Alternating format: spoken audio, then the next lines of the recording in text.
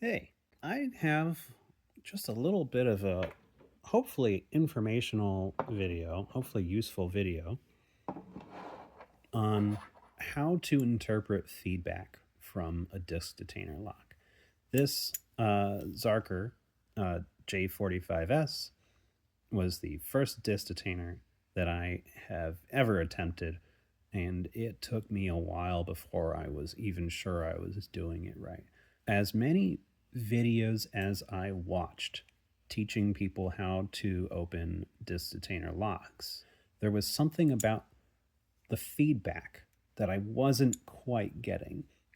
I had to make a few realizations about feedback from disk detainers in order to open this. What I'm going to talk about is the feedback, right? So I have pieces from a game called Junk Art here.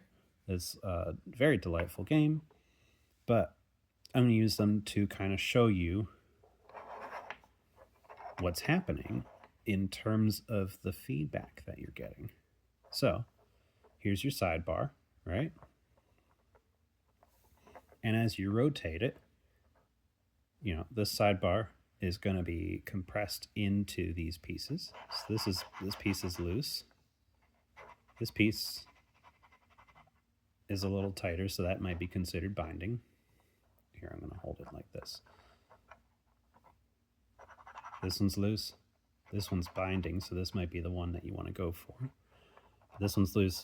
This one's loose. So orange seems to be binding. So you're going to be rotating that one.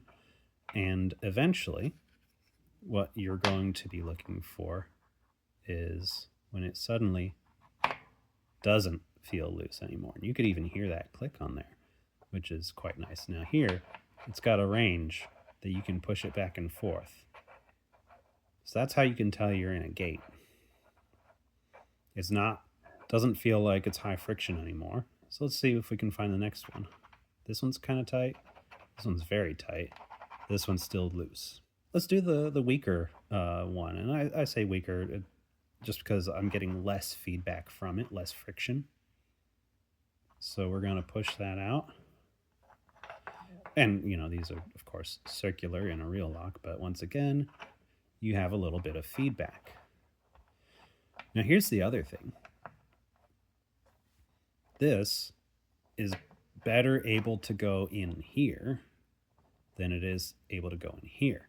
Before I had turned this one, this would never have gone in here very much at all. But now that I have both on one side, if this was a real lock, it might actually dip in there a little bit. And so now, just a little bit of springiness to it. That's another good indicator that not only is this in a gate, but a few things around it might also be in a gate. So springiness is a good sign. But it is not necessary in order to say that it's in a gate. Just this nice low friction range of motion is really the best sign, but the springiness can certainly help. Now, if I go down and I see this one's very high friction still, because I did it out of order, really. So let's go ahead and do this one. Same deal. Right?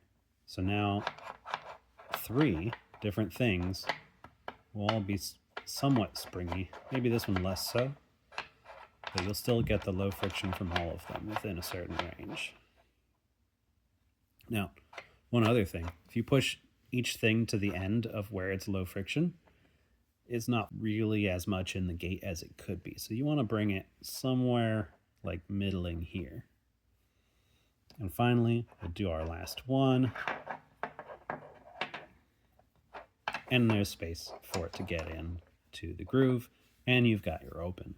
Hopefully that has been illustrative of what is actually going on inside of a disk detainer lock in terms of the way that you experience friction versus a gate, and as well as a little bit of the springiness that can happen, but that is not guaranteed to happen when it's in a gate.